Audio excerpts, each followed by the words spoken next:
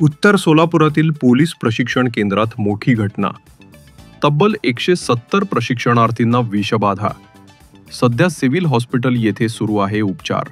उत्तर सोलापुरातील पोलीस प्रशिक्षण केंद्रात काल संध्याकाळी एक धक्कादायक घटना घडली आहे. येथे प्रशिक्षण घेत असलेल्या 170 प्रशिक्षणार्थींना अचानक विषबाधा झाली असून त्यातील तब्बल 15 जणांवर उपचार सुरू आहेत.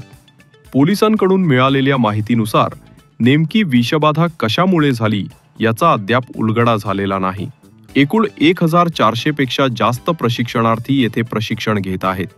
काल सायं सत्रानंतर अनेक प्रशिक्षणार्थींना उलटी, जुलाब आणि मळमळ या तक्रारी सुरू झाल्या.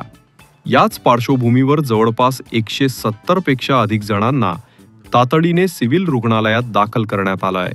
सध्या सर्वांवर योग्य उपचार सुरू असून परिस्थितीवर बारकाईने लक्ष ठेवण्यात येत आहे. पोलीस प्रशिक्षण केंद्र सोलापूर येथे सकाळी रुटीनप्रमाणे शेड्यूल 5:30ला सुरू झालेलं होतं आणि जवळपास 6 ते आसपास काही पोरांना मळमळ जाणवल्याने आपण अशातले आपल्या इथे जवळपास 1350 पोरं प्रशिक्षण घेत आहेत.